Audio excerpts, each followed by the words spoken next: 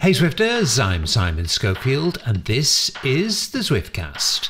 Coming up on this episode, I'm afraid it's got to be done, it's the price rise and matters are rising. We have a consumer psychologist. Could Zwift have handled this one better? I was staggered that somebody thought that price increase was okay to make from a consumer psychology perspective. The very latest from Zwift HQ on what we're getting and when we're getting it. There's going to be a course expansion in London in hopefully pre-Christmas, a major course expansion in Wotopia in early January. Less controversially, Zwift on Apple TV is out. Great video from Shane. We examine what Apple TV may mean for the platform. The Men's Academy winner is announced. I think I moved to Italy with the team in sometime in March, so... Excited much? Yeah, definitely excited, yeah, for sure. That's an understatement. And really, Zwift is killing cycling. Yeah, we get a bit more light-hearted towards the end of the cast.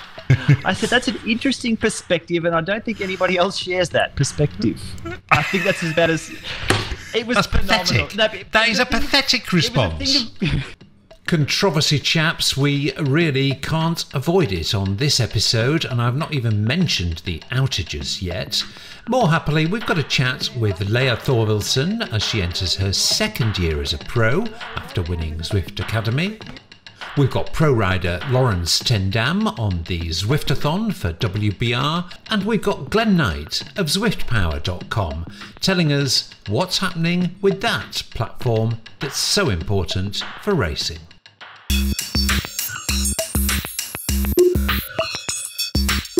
Could be a lively one. Shane Miller, good day, mate. Good evening, good afternoon. How are we? Good, busy. Yo, dude, Nathan Guerra, how are you? Hey, how's it going, guys? I'm doing well, Let's just crack on, actually, because to say this edition is packed is an understatement. Putting cards right on the table, right up front, 10 seconds each, price rise. Viewers and listeners will want to know what your particular position is. So here is my position. I think Zwift was always ridiculously cheap at $10 a month, and I think it's priced correctly now. I mean, there's much more to discuss than that, but we'll get into that shortly. Shane, let's have your position, please. As I've said previously, they should charge me double. They've met me halfway. Same. I'm with you guys. Bang for your buck. You're getting a whole lot in the cycling market right now. There's not a whole lot of competition. In the gaming world, let's get some more subscribers and we'll see a whole lot more development to be on par with what we're paying in that space as well. Similar price for a whole lot more game. Well, we have a lot more to discuss on that, and we will be doing. But first of all, let's get a view from outside of the Zwift bubble. Phil Graves is a consumer psychologist. Just give us a very brief job description. What does a consumer psychologist do? A consumer psychologist helps organisations understand how consumers think and make decisions, in a nutshell. Are consumers more sensitive to changes in price when it comes to subscription services than they would be to other purchases? At the moment when you make the commitment to sign up to something that you know is going to involve an ongoing payment, the nature of the fact you'll be paying for it every month makes you think about, well, how much do I think I'll use this? So I think it's, in a way, a bigger hurdle to get over, which, of course, is tempered by the fact that it's a lower sum of money. People have a very high engagement with this particular product. Personally, I think it's because they sweat a lot whilst they use it. I mean, do you think that has an influence on the type of decisions that they would make or the type of reactions that they will have when something quite large like a price increase happens? I was staggered that somebody thought that price increase was okay to make from a consumer psychology perspective. Because at the point at which you price something, you can, particularly if you've got an innovative product, innovative service, people have very little frame of reference. What do you compare it to? It's so different in so many ways that you're into a whole different scenario. However, once you have priced it, you now have created a prime. You have said, this is what this costs. Now, if you then increase that by 50%, the reaction you will get is the same as if you increase anything by 50%. You've created a huge amount of pain in a consumer's mind by putting through such a significant price increase. And that, as I say, from a consumer psychology perspective, I say this never having tried the service, never having had anything to do with the service, but purely knowing how consumers respond to numbers and respond to pricing information and respond to price changes. So what you have is a very predictable outcome, even if the value of the service you're delivering is 3 times what you're actually asking people to pay. So if the business has taken a hard decision, in this case, that to be sustainable, they need to go from $10 a month to $15 a month, what would be your advice as a consumer psychologist on the best way to get there then, having established that you think that this way is probably not ideal? With hindsight, you need to look at how the initial proposition was framed. So in an ideal world, that would have been framed as an introductory price with a tail so that people knew the price change was coming, but we can't go back in time. So one of the things that you can do is to highlight what the added value is that is going to be delivered as a result of this price increase. Percentages can be very misleading. I mean, it's actually a $5 increase, but really that doesn't matter, because the 50% thing is what generates outrage and is what fuels fury on social media. The percentage reflects better how consumers' brains work than the $5. If you see what I mean. Yeah, which is an important point, I think, to understand, because it comes back to this reaction rather than calculation. And in the context that we're describing here, the 10 to 15, a percentage is the reaction that people will, is in a sense the intuitive calculation that will drive people's reaction. There were a great many people threatening to leave the service that they said they loved, because of this price increase. Have you any empirical or even anecdotal information to show how many people would actually carry through on that threat? The short answer is no. In terms of data, the sort of anecdotal part of it and the psychological part of it is people say a lot of stuff that's not true. The most important thing for an organisation to do is measure behaviour. Absolutely terrific, Phil. Thank you very much indeed. Very, very illuminating. Nice to talk to you. Thanks very much for your time. My pleasure. Guys, Phil obviously thought the 50% rise, or hike, as we now have to call it, was a bit of a mistake. But, I mean, let's not rehash that because we've kind of been there and it's all been said. So let's look at the difference between attitude and behaviour, which, as Phil pointed out, that difference is often quite a big one. In other words, will people really do what they say they're going to do? And Nathan, do you think all those people who claimed they were going to quit actually will quit in a year's time when the time comes? I'm with Phil. No, I think that there's nothing in the market that compares. Now, if a major competitor comes along and has a much better product, I would say yes, but I would think that it would be priced the same and they'd have to compare at that point. I think it's about the same. I think it's going to be status quo. Those who are sold on Zwift will stay on Zwift. Shane, do you... I mean, an awful lot can happen in a year, and as we're about to hear from Steve Beckett, there's an awful lot planned. But do you think at this particular time Zwift has misjudged the reaction of its users? They would have had to be expecting this coming, I think, for sure. The Zwift community are a very, very passionate bunch. Yeah, it wasn't a surprise to me. You've been far too calm and reasonable about this, Shane. I was expecting at least one Aussie rant by now. We've had that.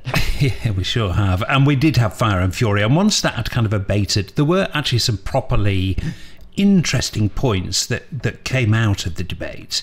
So I kind of pulled those out, and I put what I thought were the most interesting to Steve Beckett, who's the marketing head honcho at Zwift, and he was, of course, the voice of Zwift during this whole debate. Now, there was an awful lot of this, so to make it kind of digestible, I've broken it down into 4 chunks. And first of all, let's look at something that Zwift got a lot of stick for, and that was the actual timing of the announcement. Steve, it's great of you to come on. I don't think we want to kind of rehash the sort of binary argument about the price rise. Was it right? Was it wrong? Because everybody's got their own views. But it's going to be really interesting to get some thinking from inside ZHQ about the kind of process around this. I mean, one thing that came up time and time again, unsurprisingly, I guess, was this was not a great time to announce a price rise after various wobbly platform episodes. So explain for us. The fact that we announced it so soon after platform wobbles cause problems. These outages cause inconvenience to customers, inconvenience cause frustration. That spills over into a community which is highly networked. And the classic example is all those marvelous Facebook groups that we trumpet, getting together and like giving us a short, sharp punch on the nose. Yes. So, but I would say that timing across the board is something that our company needs to look at, and we are discussing a lot internally. We may have, if we're a cat, let's just say we would have lost one of our 9 lives last week. But I hope the benefit is that it's going to make us, it's kept us on our toes more. It saddened me to see the amount of discord in the community, which is largely a place that's not discordant. It's largely a place where people help each other. And without sounding too all kind of smiley about it, it's usually quite a happy place, and it was a very unhappy place for a few days. Did that reaction take you guys by surprise? As a company, I'd say overall yes, but in certain quarters, not at all.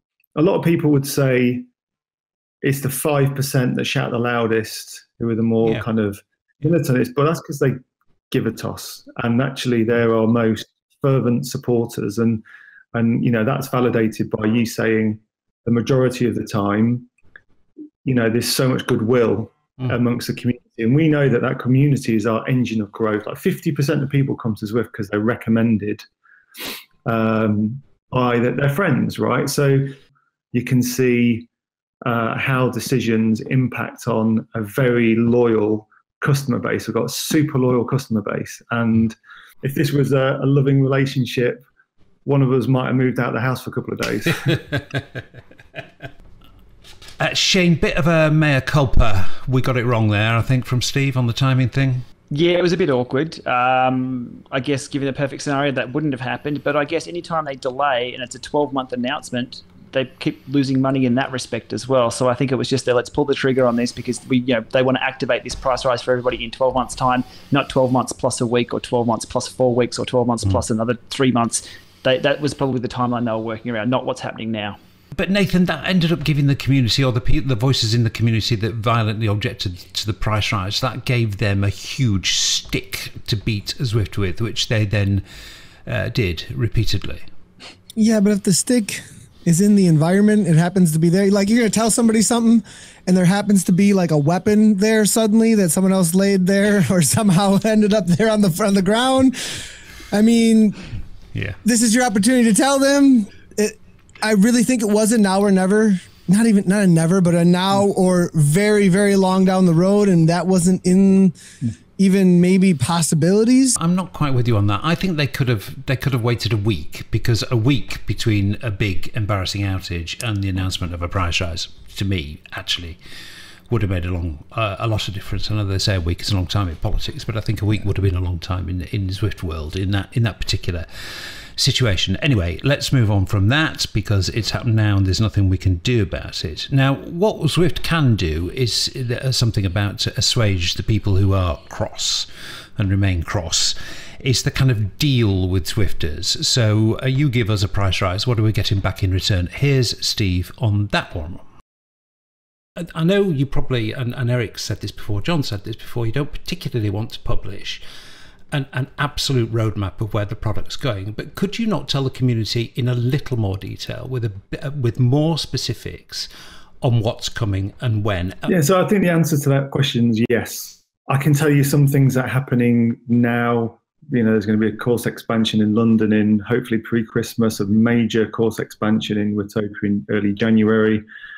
We've spoken about like a virtual goods store, which is slated for Q1. There'll be a new map around March. Android, it slipped and it slipped. I can tell you now it's on the roadmap for Q2 2018. We've kind of got to be more on the hook about telling you what's coming down the pipeline, with a caveat that things slip. Internally, there's a lot of sensitivity here. It's not sensitive because we're like giving any secrets away. You know, we don't suffer from a highly competitive market, but you know, things inevitably do slip, and we need to get over the last point and desensitize ourselves there, because there's no doubt the product team feel the pressure. You know, they work incredibly hard, they have super high standards, and when things slide, they think they're failing. John Mayfield in particular, he talks about 140 people in our company.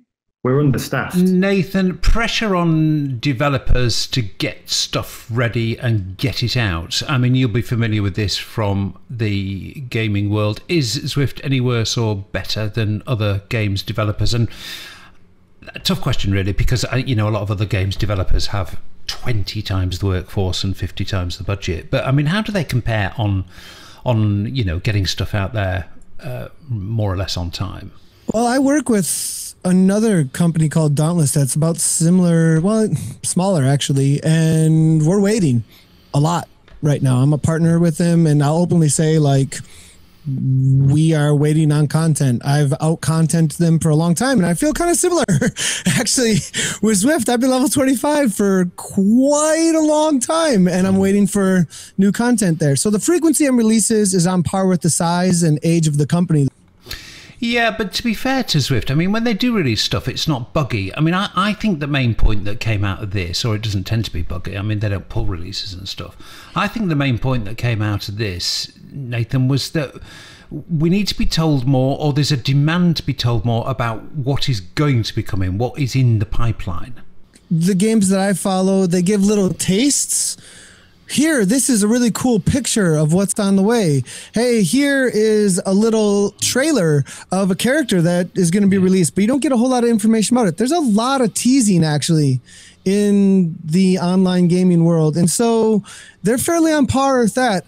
As far as the no bugs thing, I don't know. I mean, I've seen a lot go down lately that I think has to do with not being able to test.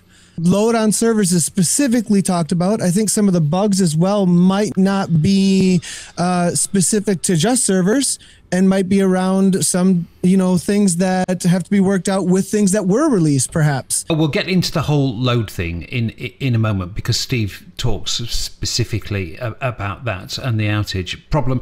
Shane, one thing at the end of the Steve's little clip there, that he said 140 people and they're understaffed. I mean, that shows us a couple of things. One is that they are growing like topsy. Yeah, it's surprising, isn't it, where they've come from, and they're still understaffed. Hiring good people is super, super hard. I know John was struggling, well, months back, but I guess it's probably a daily struggle trying to find people of the quality that they require to the tasks that they need to be done. This is a very, very new environment, and it's a very new world they're programming for. It's their own world, I guess. Very interesting. Mm-hmm. Okay, well, let's move on. Another big pair of talking points to come out of the debate was this issue of both annual plans and family plans. And here's what Steve said about those two things. I think the reason that people can't understand the absence of an annual plan, particularly in the context of a price rise, is it doesn't take a genius to project that if the monthly sub is a little bit more expensive, or a lot more expensive depending on your viewpoint, people are more likely to cancel in summer when they use the platform less. So an annual plan, I mean, it kind of looks to your average Joe to be a bit of a no-brainer, and therefore its absence is a mystery to people. So clue us in on the thinking of that. To us, it doesn't seem like a no-brainer at all. For business reasons, like we want to get probably 3 years of subscription data under our belt so we can properly measure the underlying patterns of churn. So churn, people unsubscribing, depends on the type of person they may be in terms of male, female, age, product usage, what platform they're on, what market they're in, what time of year. And we want to know what that natural underlying churn rate is, without creating noise from a yearly subscription plan. The other thing is more philosophical, and it's actually very customer facing and customer thinking. Like, the bottom line is, we don't want to lock people into contracts. We'd much rather have a non-contract subscription on one price point. And I don't want this to sound arrogant at all, because it's not meant to, but people can take it or leave it. We should look more towards is how we reward loyalty. So you've seen a couple of things recently. So it could be loyalty, it could be tenure, but like, for all the beta testers, we gave away a special Pinarello 65.1 bike. For level 10 and above Zwifters, we released a Mayan course expansion. How could we supercharge that more? And in doing so, that would cost the company money, I think, because it's more investment in rewarding loyalty. And that's where the focus will more likely be.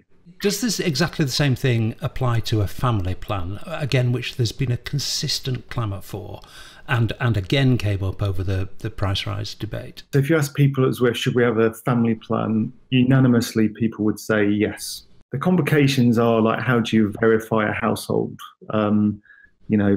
There are families in households, there are multi-dwelling households of students, for example. And so if you're a single parent with 2 kids, you're going to be penalised if it's like compared to like a household with married parents and kids, for instance.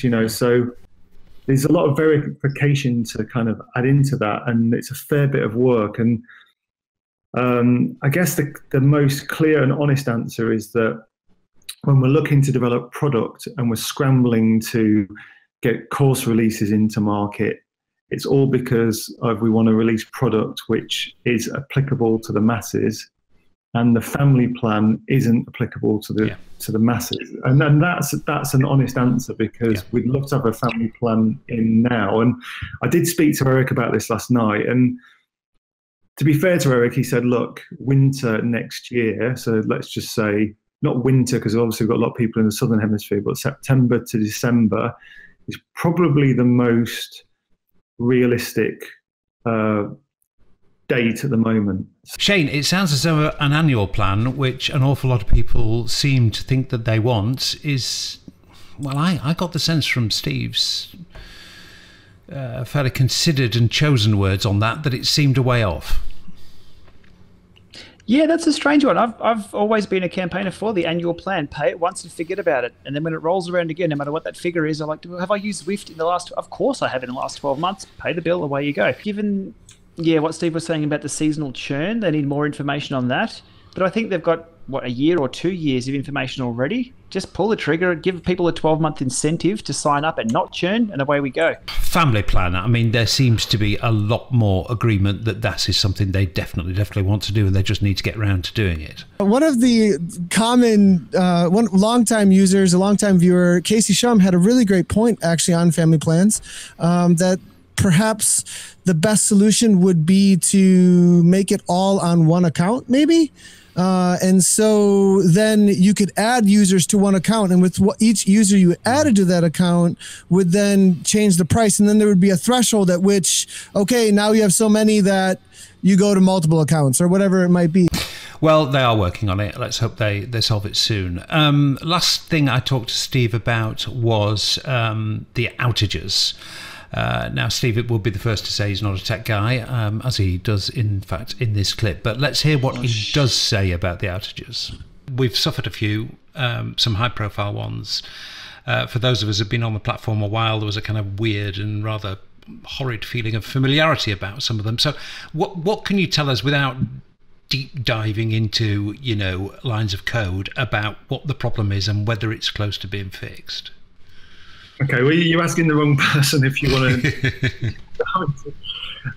deep lines of code, because I'm kind of like the messenger boy here. I think most people would say, "Are we out of the woods?" My short answer is no, we're not out of the woods. Why? I think because I don't think we're ever going to be out of the woods. And why is that? And I think go back to we're a fast-growing tech platform. And there are lots of fast-growing tech platforms, but for us, it's hard to simulate loads. And we've been synthetically simulating loads right throughout the summer, because we think at some point this winter there's probably going to be like 12,000 concurrent users. Wow. But there's not a linear relationship in real life with synthetic loads. So we're continually trying to optimize hardware and software, and there's a lot of configuration here. And I think that's important point to make, because it's not just about adding servers, right? Mm. So what I can say in my position is we're consistently monitoring things and testing behind the scenes, and things have improved over the last 2 weeks since Andre Greipel, that ride that we put on with Andre actually, crashed the system. I think the team are getting on top of things in Long Beach, but the short answer is we can't guarantee there won't be hiccups in future. So ask an honest question. I hope you get an honest answer. I think what's really disappointing for people is when all this frustration spills over onto Zwift riders, and people are like saying, there's a server down, what's going on? Is it my internet? Can't log on to ZML. They should just be able to go to a go-to place wherever you are in the world, because this does vary in different places of the world. You get a clear answer in real time that acknowledges what outages or hiccups we might be having. Well, I guess it drives you guys as crazy as it drives people who have got the bib shorts on and jumped on the trainer and can't get on. Yeah, look, I think the frustration is equal. The difference is we can see your frustration, but you can't see our frustration. Shane, my ears pricked up, I'm sure yours did. 12,000 concurrent users expected this winter. That's bigger than the Yenzi ride that crashed Zwift way back, and bigger than the ALS ride as well. So, yeah, look, I'd love to see 12,000 people on the platform at once. Can it handle it? Fingers crossed.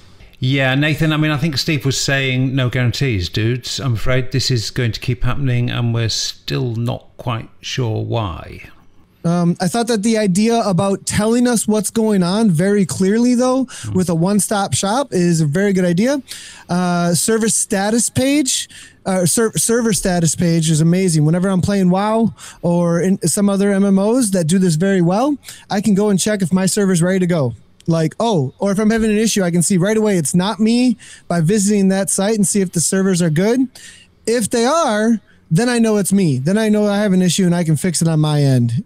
So I thought that was a great solution, because this is just a reality in these spaces a lot of times when it comes to MMOs. So Nathan, when you say this is just a reality, you mean outages are just something we have to learn to live with?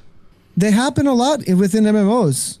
Online spaces where lots of people from all over the world are interacting are going to have issues. Now, having massive issues where the whole of everywhere is experiencing an issue usually gets solved within minutes. Now, when they use the word bugs, that seems different than server issues, right? And so server issues, and whether or not your internet or the internet out there is working somewhere in fibers or whatever the heck is going on with somebody's server that they're buying from somebody, is having a problem. That's one thing. Bugs within the game is another thing. And so if they're saying they're trying to work out being able to handle 4,000 plus or 5,000 plus, whatever that is, and that's specific to the game, then yeah, they can work that out and fix that. And I think that's what he was aiming at there. Finally on this, I think, actually, and that was very illuminating from you, actually, Nathan, there does seem to be a difference between the two things. One may be fixable, one may not be. We may just have to learn to live with it.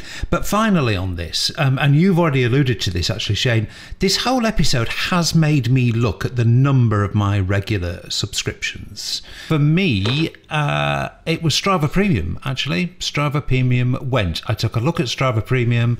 I looked at how much I was paying for it. I looked at what I was getting for it. I looked at how often I used the features I was paying for, and I thought it's just not worth it, actually. So I cancelled. I actually think, Shane, I may not be alone on that. Could this hurt Strava, do you think? Look, it all comes down to personal value, and it's really hard to, I guess, argue what your personal value is and try and make others believe that to be the case for them as well. That's where it's really interesting. I guess the psychologists will have a field day reading the current forums about people trying to convince other people it's not valuable for them. But it's all down to the individual, I guess, value you put on it. For example, Strava Premium. I was digging around. I'm like, I'm going to keep Strava Premium because I like what they do. I love the analytics that I can get from the back end. It gives me some more content to talk about. So I'll keep my Strava Premium. But I thought, what more can I get for this? What does my 12-month subscription to Strava do? And I found, hidden away, that there's a $20 gift voucher from a place that orders and bike parts online. So that took the heat off that a little bit. I jumped online and ordered a new set of tires, use that $20 voucher, and great, that's more value for me. So you've really got to dive in and find out what those premium features do offer on any service, not just Strava, and then put them to the sword. If a company isn't offering enough value, let them know for sure, because if enough people are noisy, companies will act. Finally on this, has this done long-term damage for relations with the community? No, not at all. We'll move on. Something else will come out. Look at the excitement that came around the new course that opened the other week. That was massive. Everyone was high-fiving, except if you're not level 10. But look, everyone got over that part as well. People will just move on. What's the next battle? Let's keep fighting. I mean, we've got to keep it positive as well, because if people just keep on the negative all the time, and it won't last. Look, a little bit of an increase, people will just take that step, and we'll be rolling on. It's all good. Yeah, well, I think and I hope that's true. I mean, I hope listeners and viewers don't think that we've dwelt on this for too long, but it was a big thing, and it did generate a lot of debate, and I felt we had to cover it in some detail, and I think we have done that, and I think you've had a good variety of views from us three, apart from the unanimity on the fact that we all think that Zwift was too cheap, but that's what we think, listeners and viewers, that's what we think, so, it's as well that you know that.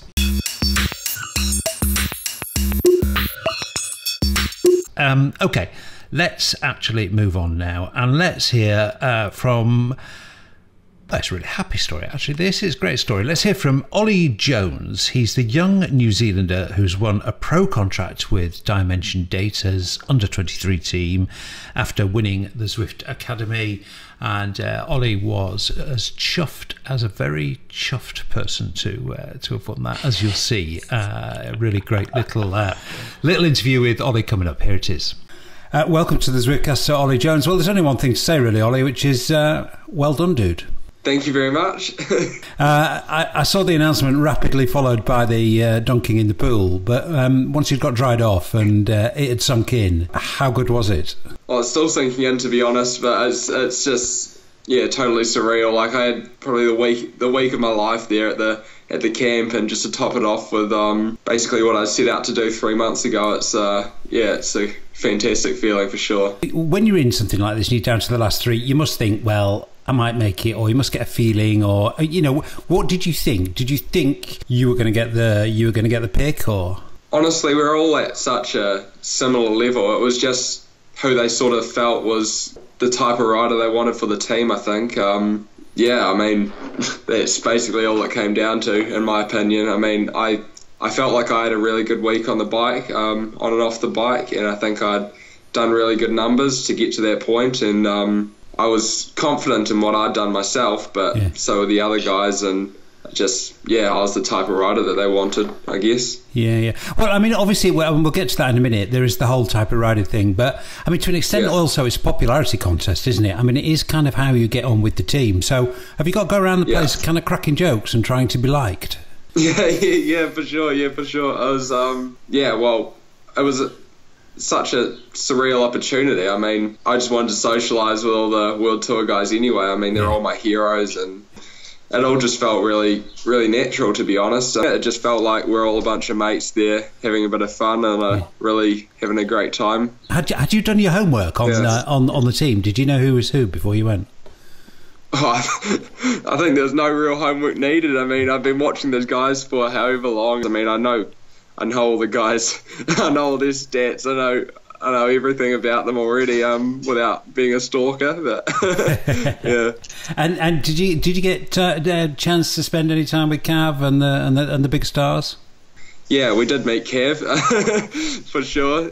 Cracked a few jokes with Kev. I mean, he's a pretty easy guy to crack a few jokes with. He likes to crack a few himself, so, yeah. Brilliant. Well, listen, very, very, very well done. Let's get on to the sporting bit. What are you, Ollie? You a climber? Well, in terms of watts per kilo, my climbing's pretty good. I'm probably more of a classics guy, more of a bad weather, hard man sort of thing. Still in terms of watts per kilo, I mean, I can still hold my own up a climb. So well, you've obviously made the cut. You've clearly got what it takes. So what next? It's pack bags, up sticks, and move to Italy, is it not? We got no solid plans yet, but I think I moved to Italy with the team in sometime in March. So excited much? Yeah, definitely excited. Yeah, for sure. That's an understatement. Well, brilliant. Listen, well done, mate. I mean, that was like a week-long job interview with a few pretty hard bike rides thrown in, I would have thought. And you came out of it clearly having done a pretty damn fine job. Huge congratulations. There'll be lots of Zwifters interested in following your progress. Really good luck when you move to Italy. I'm sure we'll be talking again. And really well done, Ollie. Well done. Thank you very much. Shane, I mean, he just seems like such a lovely lad, doesn't he? I mean, if people are watching that on video, he just, he's got a smile on his face the whole time. And I also understand he is a bit of a monster on a bike, actually, as you would expect. And I think you're pretty big mates with his coach, Dr. Stephen Lane. I think Ollie will do well, don't you?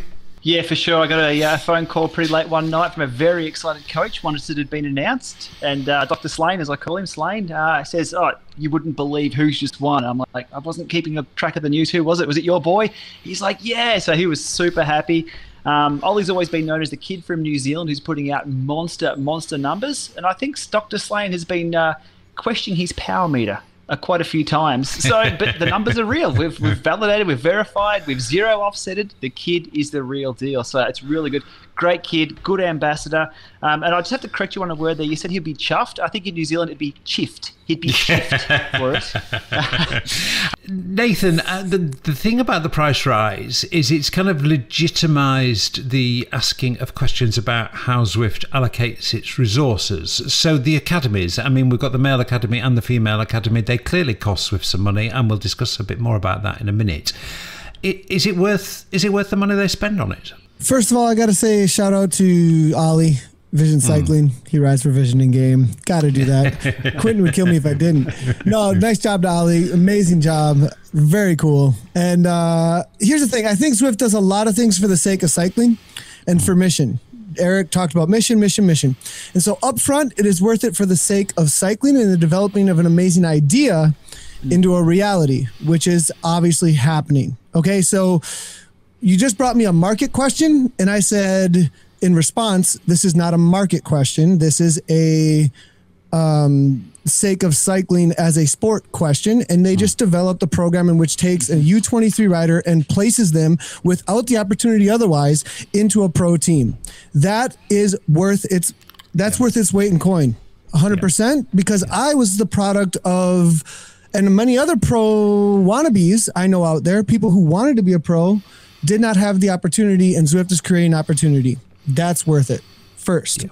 Secondly, though, the payoff is amazing, though, because of the marketing that it is getting through pro teams they now have association with. You just mentioned Mark Cavendish, Team Dimension Data, Steve Cummings. We were mentioning, you know what I mean? So there's obviously a great association then that's taking place with the marketing dollars that are being spent on the back end of an amazing idea. So yeah, I agree with you. I think every single penny that Zwift spends, or invests, in fact, is a better word, in the academies is absolutely money well spent. I mean, you know, they're supporting cycling, they're supporting people who want to get into cycling and get into giving people opportunities they would never normally have had. You know, well done, Zwift. And I've been a great supporter right from the very beginning, and I certainly don't change that now. And Ollie looks to be, as you say, a great ambassador and a really good recruit, no doubt, not only for the team, but But for cycling, cycling needs young lads like that, I think. Anyway, let's catch up with Leah as we're on the Academy's beat. Leah's just about to enter her second year as a rider for Team Canyon SRAM, and I caught up with her in a brief rest period when she was back home in the States. Here's Leah. Leah, contract extension, another year with the pro team. There were doubters. Isn't it always good to be proved right? Well, of course, of course it is. I am certain there still are doubters, and that's okay. Listen, pro teams don't give out contracts for fun. They give out contracts to people who they think can be a valuable member of the team. So, therefore, right. You've proved yourself.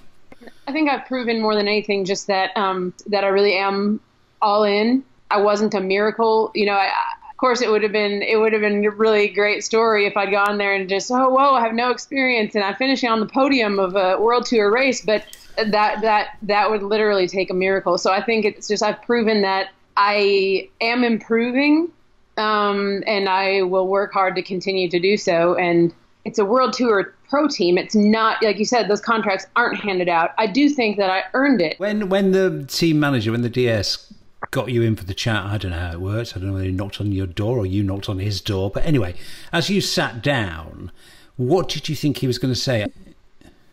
I had never imagined it would be an option, but once I got even a glimpse that it might be, it's like I didn't even want to have a conversation about going somewhere else until I heard out what it was Ronnie wanted to say, which in the end is what I did. I waited until we had a conversation, and fortunately, when we did, it was that, he asked me what my plans were, and then I stumbled around like I do. Well, I would love to have another year with you guys, and it was a huge sigh of relief and a wonderful, just unbelievably amazing news when he said, we would like to keep you around another year. And I was just over the moon. There have been moments this year there. I mean, there have genuinely been moments. I mean, that post that you wrote from the Giro, I read some of it out on a previous Zwiftcast. And I mean, that was from the heart. And you could just tell from every word just how tough some of it's been. So why do you want to do it again?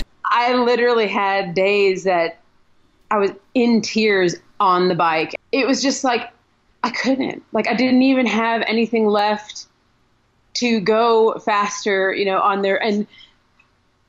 But I've learned so much. I don't feel like my ability has been topped out. I feel like I can get better. So I want another chance. I think more than it matters to me to prove it to any doubters, because they're always going to have doubters and haters and whatever. People are going to be people, but I think I want to prove it to me. I don't think that I'm done. I want another shot. It's like there's days out there, and I had to tell myself that too. It's like, you don't want to make excuses, but it's just like the reality is I was a Cat 4 racer trying to survive in a pro peloton. Logistically, what are you going to do different next year? Are you going to live in Europe? You're still going to be traveling back and forth to the States? I don't know. That's something that hasn't been finalized just yet. I'm getting used to the fact that you often kind of don't know these things until last minute. So it would be easier on the team, easier on myself if I were able to establish one place, but at the present time, I don't know. I can recommend Girona, Leah. Girona's really nice. There's lots of women's teams in Girona as well as men's teams as well. I've heard nothing but good things about Girona. Here, what I've heard about it, it sounds like it would be a great option. You'd love it. And what are the sporting ambitions for next year? What do you think you could achieve? I don't want to pussyfoot around, I guess, the goals, but I do realize that the most important thing for me in the bigger races will be to be a consistent person working for the team. That it's like it can't even be an optional goal. Like, I need to be able to consistently be counted on by my teammates and be up there working. If I'm not working for the team at a smaller race like that, I think it would be to try to podium or to try to win. And then, of course, looking at the U.S. Nationals, I would like to have a top 10. The next winner of the next academy, she's going to be such a lucky girl because she's going to come into the team and she's immediately going to have a pal, isn't she? No, and I'm really looking forward to that, and I certainly don't want it to be me and her versus the rest of the team. Yeah. I know that I know that I will be doing whatever I can to make sure that this person feels included and feels welcome. I'm sure lots of Zwifters will be really interested in knowing this. After a year in that, I mean, it's like a crazy question, really, because you're bound to be fitter. But after a year in the pro peloton, how different do you feel as an athlete? I mean, do you feel like so much fitter and stronger? Fitter and stronger, yes. I hate to say like how much better my skills feel, because I think, compared to an experienced pro, you still would look at me and just say like, really? You think your bike handling is great? And it's not that I think it's great. It's just that there's been leaps and bounds for me in my comfort level. That's what's changed the most. I did see an improvement in my fitness, but I don't consider myself a total segment chaser, but there's a few QOMs in the city that I like to keep and, just like busting my own records wide open. So I know that I'm more fit, but I don't know that feels different. It's just kind of like when people say it doesn't get easier, you just get faster. Right. Well done, Leah. I'm sure you've got so many people rooting for you. Thank you so much. Great to talk to you again. Bye-bye. Bye.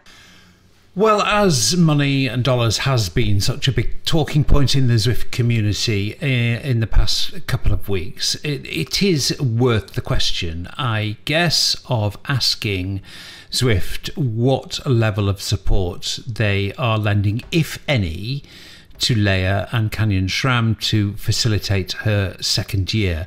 I guess I thought if I didn't ask this question, people would have probably wanted it asked, or it might have been voiced elsewhere. So I just thought, kind of lance the boil, ask the question. So I asked Eric, and this was Eric Min, the chief exec of Zwift.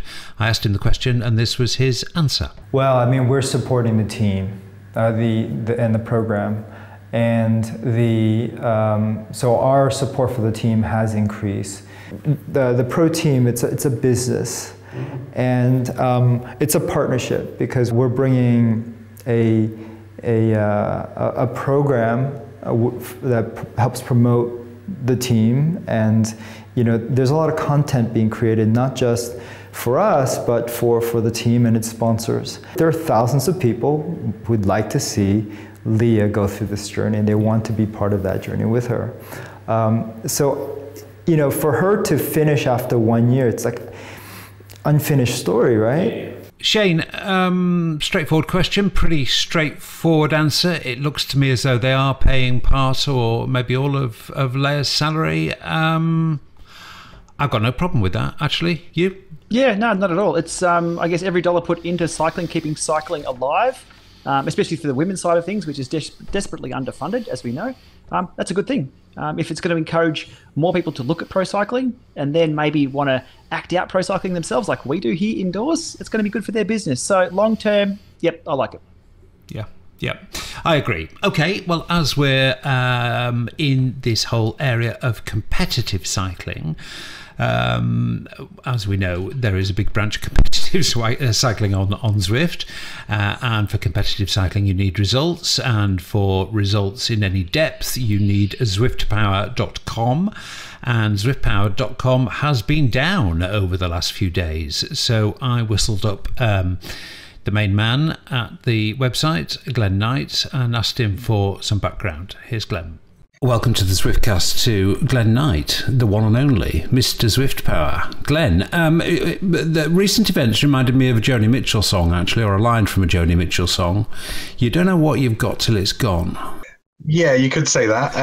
It's been an interesting couple of weeks. So just give us the background, Glenn. Why did it go away, putting me in mind of Joni Mitchell, and why has it come back? What's the story? We sort of posted to say that we were taking on like an anti-cheating initiative. As a result of that, we kind of started making more data available on ZwiftPower. There was some exception taken to this. and a legal claim made, as a result of which we had to take action relatively quickly to protect us and also to protect other race organisers who use our service. I mean, the backstory, as I understand it, Glenn, is that you're going to get tough on cheating, which I think absolutely everybody will applaud. But to do so, you're going to need slightly more stringent terms and conditions so that when people sign up to ZwiftPower, they're basically saying, if you catch me out cheating, I give you my permission to make that public. I mean, without all the legalese, is that kind of the story? I think the Zwift eCrit series that we were involved in, the Oz one, that's kind of a prime example, really. The onus was on us to produce the results on behalf of Zwift. So in effect, we were disqualifying riders from the opportunity of an all expenses paid live trip to Melbourne. I guess we kind of had to take stock of that and actually think we're taking opportunities away from people. And quite rightly, if they've not agreed for us to use their data in this way, I'd say they've probably got a stake on it. So we've kind of taken steps to make sure that we're not put in that position in the future. And I think we're not really doing anything different to what the real world racing scene does. It's not real life, but it's not quite a game either for a lot of racers that do take it very seriously. And as the user base grows, I mean, we've got 20,000 registered users on ZwiftPower. So you know, that's not an insignificant number all across the world. And we just need, I think we just need to protect ourselves, really. So we took that decision.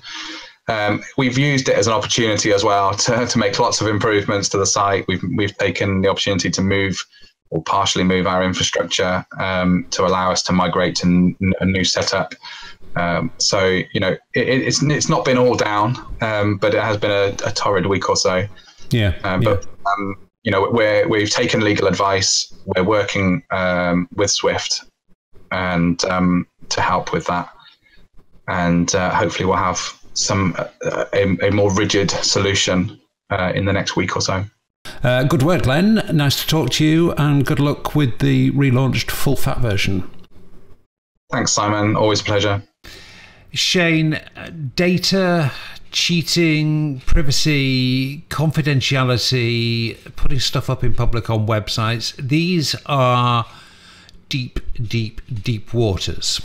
Yeah, for sure. And it has to be tied up in policy, I guess, terms and conditions, and everybody has to be protected. So, but in this day and age of data breaches, which is my other hat that I wear in the IT security side of things, it's the lawyers love it. They really do. They get to create a lot of documents and make sure everyone's protected. Take all their money. Yeah, well, let's not talk about lawyers.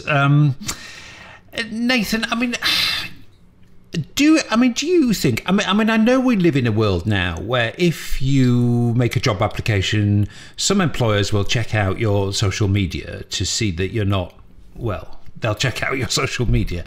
Do you think being potentially named on a DQ list for a virtual bike racing game could really end up on, say, an employer's desk or a prospective employer's desk? Do you think people have to be that sensitive about what they're doing online and how that reflects on their analog life these days?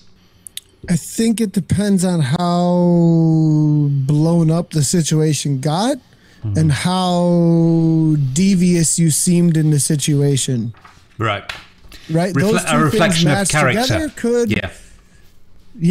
Yeah. So like if I found out I was going to employ somebody and I found out that they went to great lengths in order to cheat everybody else out of a situation in this space, then there would be a reflection on character then, right? So like this person's very volatile in these situations. If they were in that situation with me in the future, things could get very volatile, right? Yeah. So those two things paired together, how devious with how volatile, yeah, I could think it could.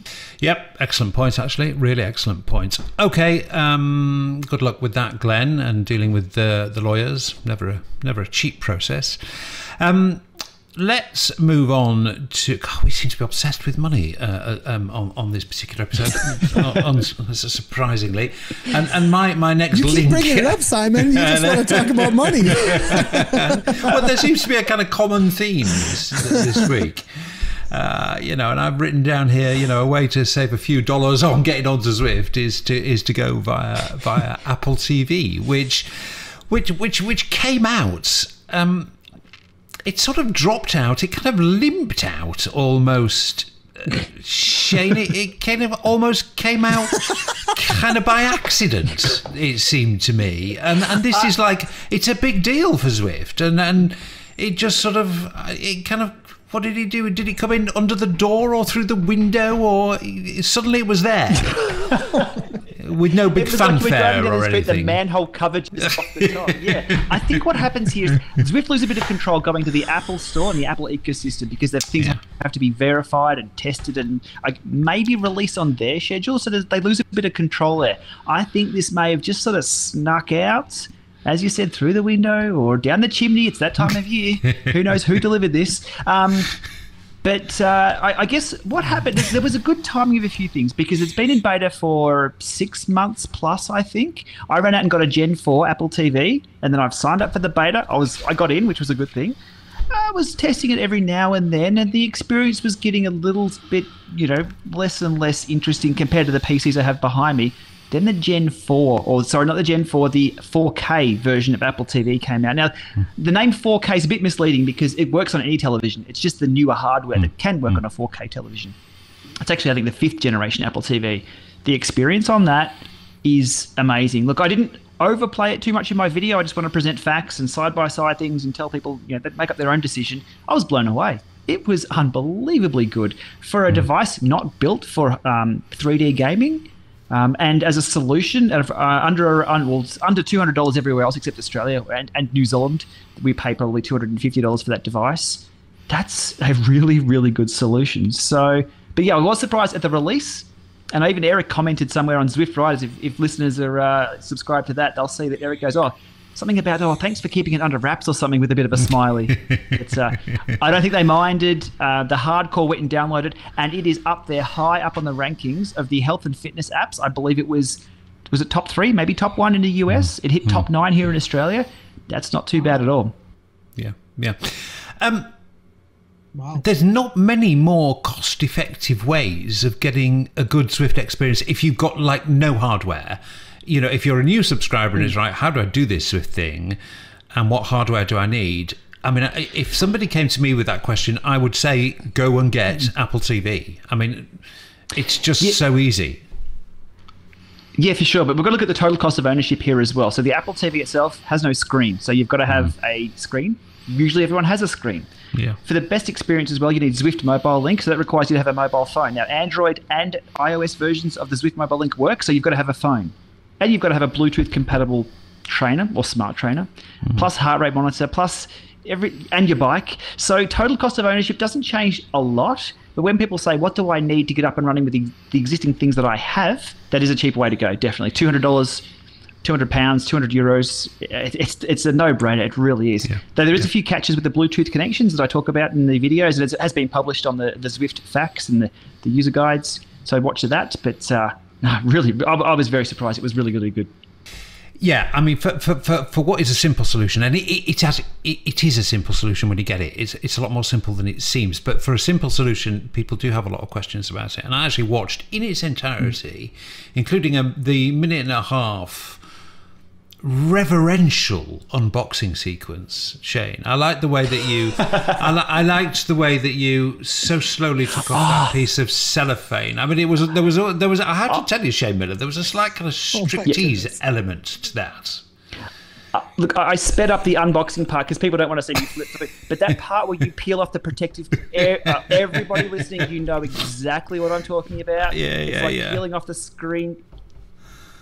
It'll never be that clean again. And within a few seconds, my fingerprints were all over it. But that few moments where it was perfect, that was a really good video to make, actually. I put it in chapters.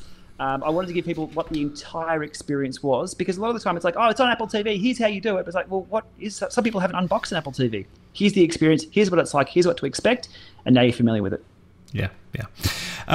Yeah, no, I completely agree. If anybody's got any questions at all, or just wants to know how it looks, how it works, what it looks like on the screen, and in fact some really good comparisons with other platforms, definitely watch that video. A really good explainer from Shane. Definitely go for that. Okay, so Nathan, come to you next to talk about the third annual WBR Ride Zwiftathon in aid of World Bicycle Relief and getting bikes to kids in Africa. Big events, comes up every December. Loads of Zwifters take part. Really good thing for the platform to do. Makes everybody feel good, helps the charity, gets people riding together. It is a really good day. What are you doing for it this year, Nathan? Yeah, so for the WBR Ride on Zwift 24 hours, we are doing what hopes to be a 24-hour stream, actually. I can't release too many details on it, but we are definitely going to be live streaming some stuff throughout the day. I'll probably do a ride of my own. The first time around, I did a 13-hour ride, I believe, in 250 miles or something the first year. The last 2 years has been mainly broadcasting focused, but great day out on Zwift. And I think Zwift's going to have group rides running all day long to encourage people to be a part of something to make it social. So we'll be there as Zwift Community Live to support that with live streaming all day long. As Nathan was saying there's going to be Zwift rides all day long, and one of the exciting things about those, apart from contributing to this great charity, is that you do get the chance to ride with lots of pro riders, former and present and big names, and one of them is Lawrence Ten Dam, and I just got a few words with Lawrence. Such a friendly guy, a really nice guy. I just got a few words with him in advance of him leading a ride on the WBR. Lawrence, welcome to the Zwiftcast. Where are you? I'm on my way to Maastricht.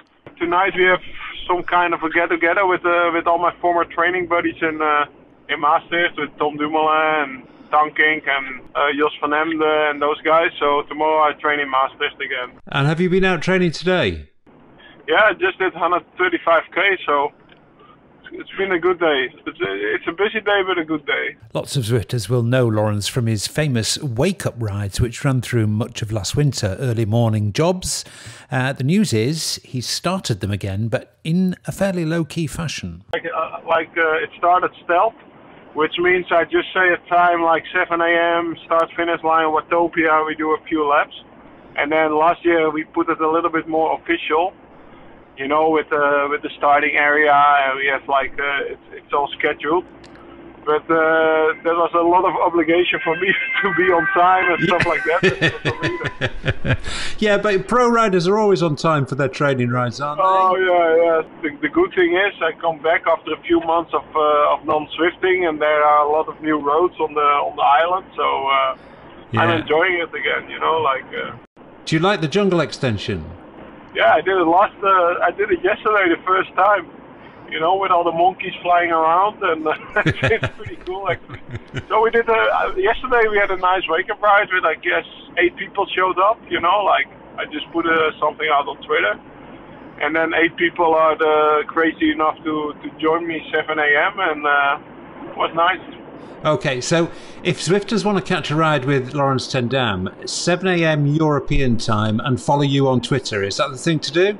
Yeah, Twitter.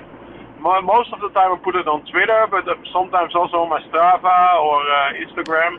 I just brought it up actually, and right on World Bicycle Relief, it looks like 24 hours on Zwift for 2017 is looking for 1 million miles and $250,000 to benefit WBR. So definitely jump out. Amazing. That's amazing. So I'm excited for sure to help out with that effort.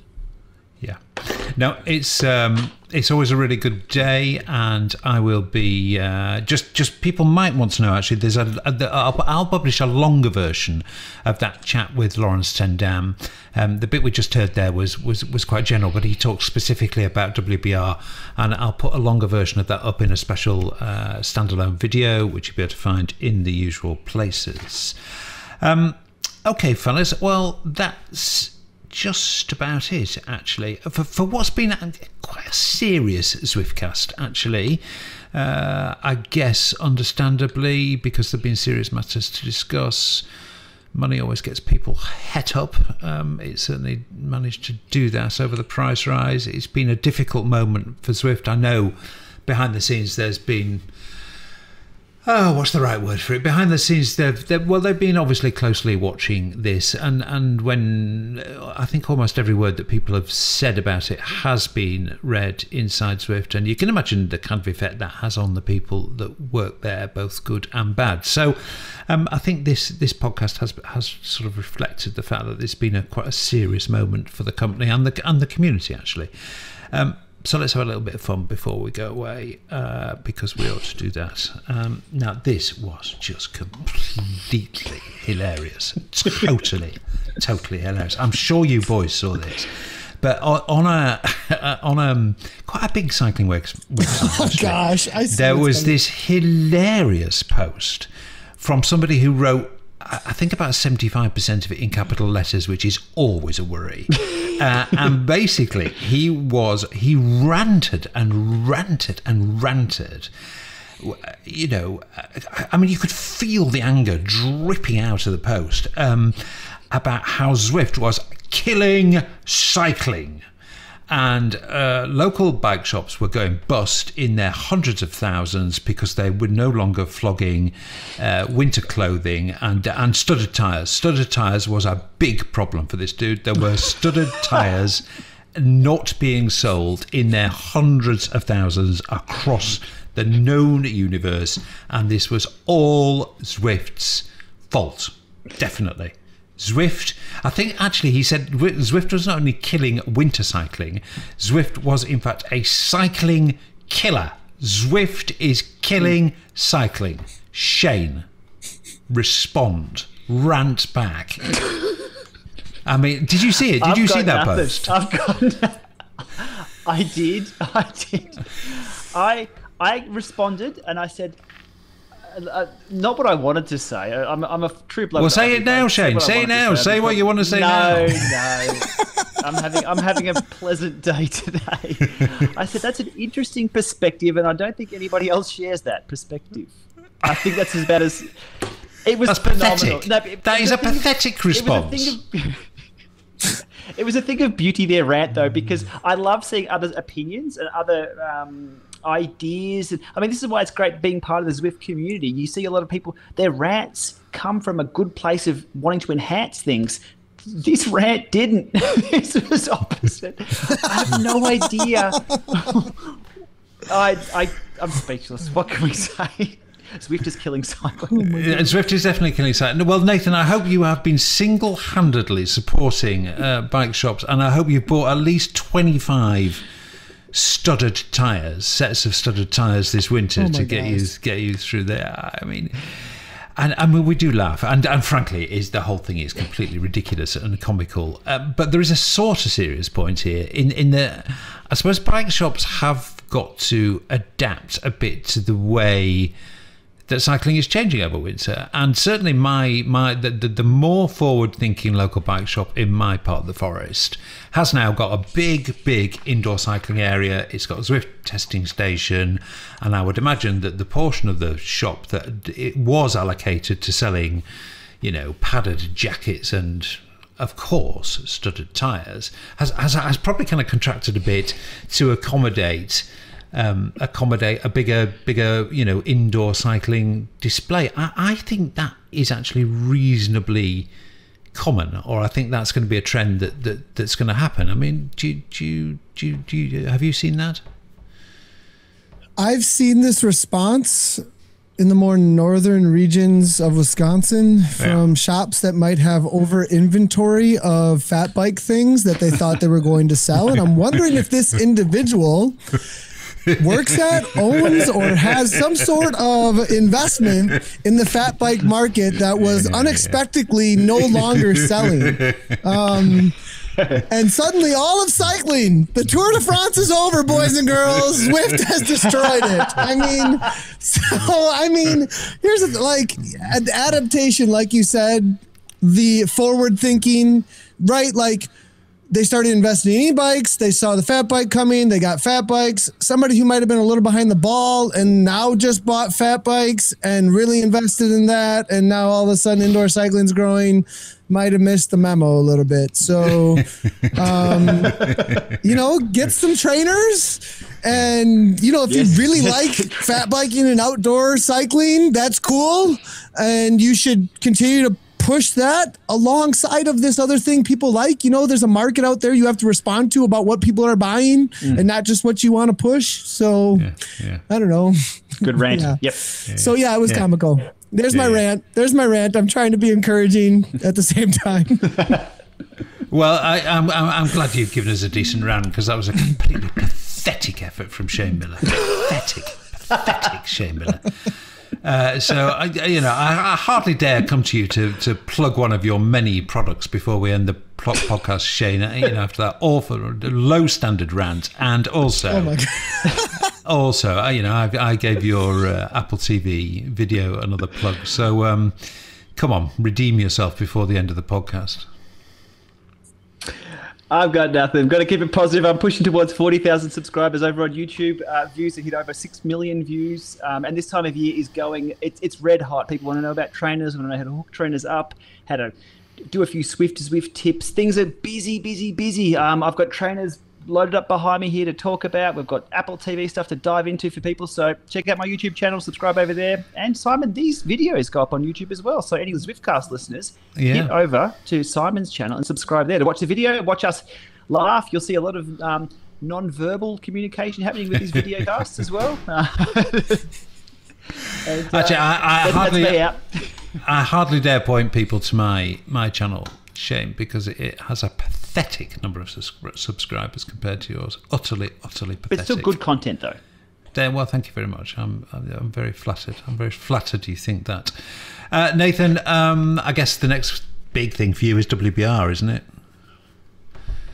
Yeah, I've got that on the, out there, plugging toward it for sure, thinking about what's happening at the end of the week here with the 24 hours of management around things. But that's going to be awesome. And we also have a lot growing within the streaming community, right? Zwift Community Live. So there's going to be a real big push on the community side of that now. We've got a pretty good handle on what we provide out there, but then we want to start really encouraging the growth of live streaming with the community. So we are possibly launching an affiliate and partner program down the road, hopefully, that we can bring to you guys to help those who want to stream Zwift out there in an awesome way. So super excited about that as well.